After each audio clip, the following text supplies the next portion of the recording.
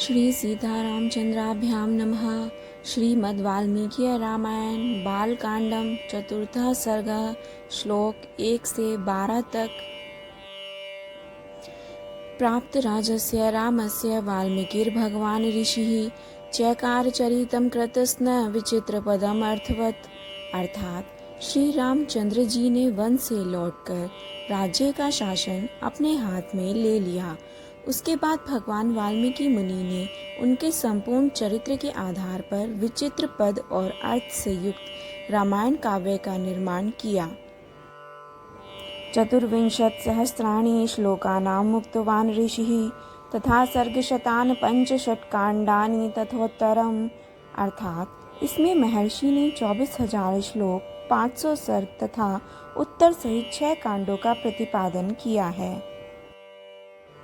कृत्वा तु तन्महाप्राज्ञः स भविष्यं सहोत्तरं चिन्तयामास एतत् प्रयुञ्जीयादिति प्रभु।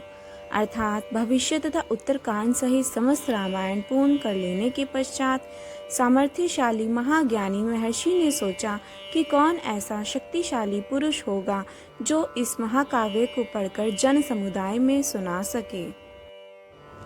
तस्य चिन्त्यमानस्य महर्षे वितात्मनः अगृह्णीतां ततः पादौ मुनिवेशौ कुशीलवौ। अर्थात शुद्ध अंतःकरण वाले उन महर्षि के इस प्रकार विचार करते ही मुनिवेश में रहने वाले राजकुमार कुश और लव ने आकर उनके चरणों में प्रणाम किया। कुशीलवौ तु धर्मज्ञो राजपुत्रौ यशस्विनौ भ्रातरौ सुरसंपन्नो ददर्शाश्रमवासिनौ। अर्थात राजकुमार कुश और लव दोनों भाई धर्म के ज्ञाता और यशस्वी थे। उनका स्वर मधुर था और वे मुनि के आश्रम पर ही रहते थे। स तु मेधाविनो दृष्ट्वा वेदेषु परिनिष्ठितौ वेदोपबृह्णार्थाय तावग्रहायत प्रभु।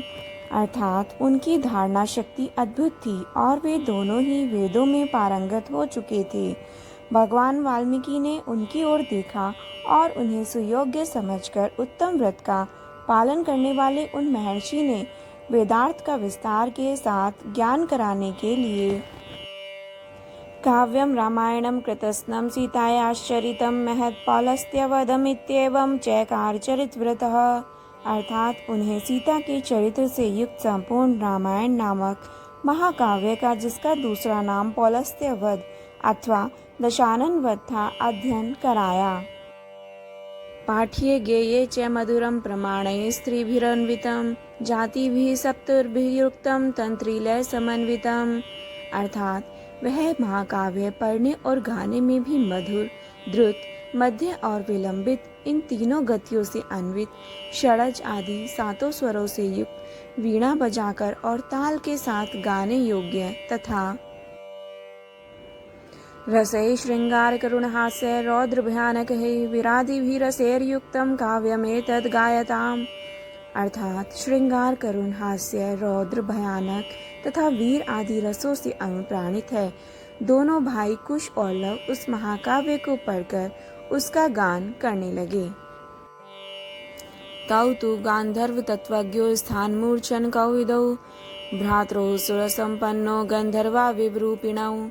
अर्थात वे संगीत की कला से परिचित हैं और सुर और अपनी आवाज को रोकने में कुशल हैं। उन दोनों भाइयों के पास न केवल समृद्ध आवाज है, बल्कि वे दिव्य गायकों की तरह भी दिखते हैं।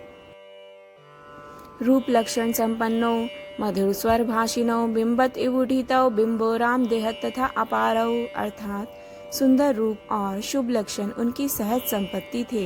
वे दोनों भाई बड़े मधुर स्वर से वार्तालाप करते थे। जैसे बिंब से प्रतिबिंब प्रकट होते हैं, उसी प्रकार श्री राम के शरीर से उत्पन्न हुए वे दोनों राजकुमार दूसरे युगल श्री राम ही प्रतीत होते थे।